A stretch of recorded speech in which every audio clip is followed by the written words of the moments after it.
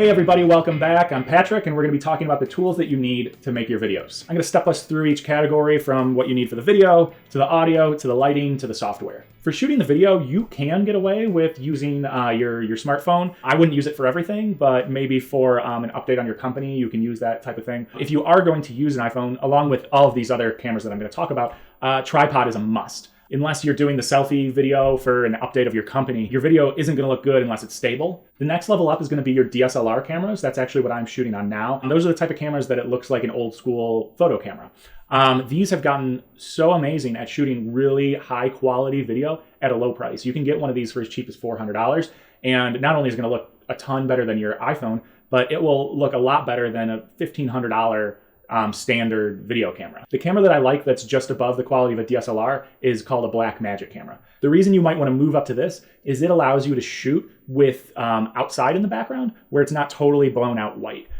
With basically any other camera, you can't shoot with a window in the background unless it's night out or if it's a super cloudy day. It's just going to be too hard. Your lights are going to have to be way too high. You can't get away with it. And remember, with all of these cameras, you have to have a tripod. Audio a lot of times is forgotten, especially by people who are just starting to make their first videos. Audio is just as important as video.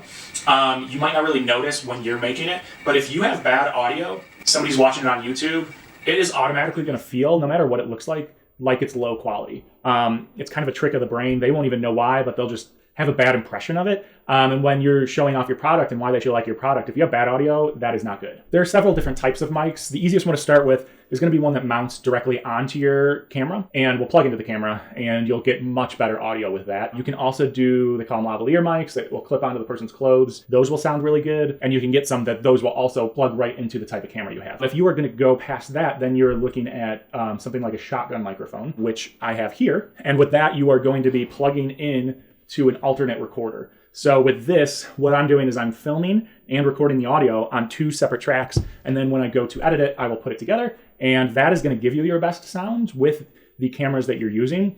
But it is a little harder to do. If you are going to use a shotgun mic, the best placement is going to be above the person. So you'll want to get some sort of mic stand. Next is the lighting. Lighting can start really cheap. You can start with something like this that you get at Home Depot. That's just a work light, has a clamp on there.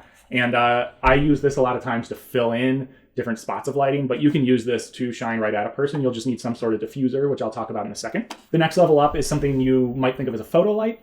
You can get it for a couple $100 on Amazon. You'll get a couple of these. They're like a box light. You got the lights in here, and then you'll have a diffuser across the front. I'm just kind of showing you what the inside looks like. And this will give you a nice soft light. I'm using one of them over here. And the next level above that would be an LED light. That's going to look something like this. What's really nice about the LED lights is, one, they're a lot cooler. You can actually touch them and you won't even feel any heat.